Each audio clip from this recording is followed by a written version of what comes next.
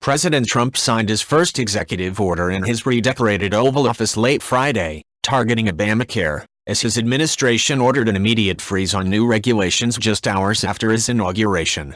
It was not immediately clear what the concrete effects of the order would be. Asked to reflect on the day's events, Trump told reporters, "It was busy, but good, a beautiful day." Right double quotation mark. Seated behind the iconic Resolute Desk, made from the timbers of a British exploration ship in the late 19th century, Trump also signed the commissions for his first two cabinet nominees to win Senate confirmation, Defense Secretary James Mattis and Homeland Security Secretary John Kelly. As is customary, other elements of the decor had changed, including the color of the drapes, from crimson to gold.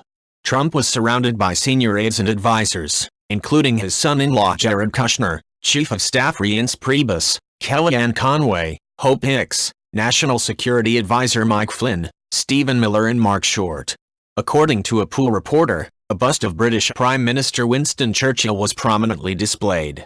Trump's executive order declares that it is the policy of my administration to seek the prompt repeal of the Patient Protection and Affordable Care Act while taking steps now to minimize the unwarranted economic and regulatory burdens. Right double quotation mark.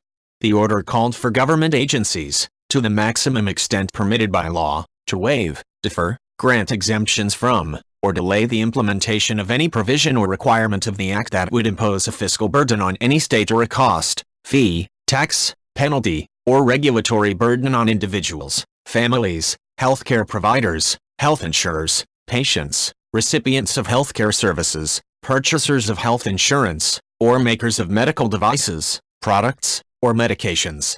Right double quotation mark.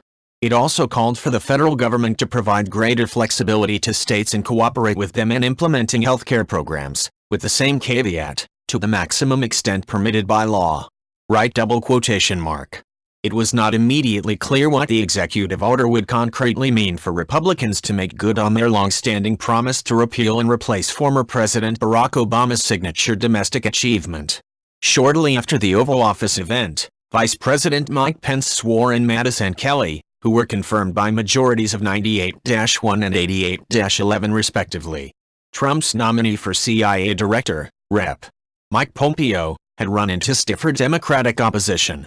The Senate is still expected to confirm him after several hours of debate on Monday. If you like this video, please leave a like and subscribe.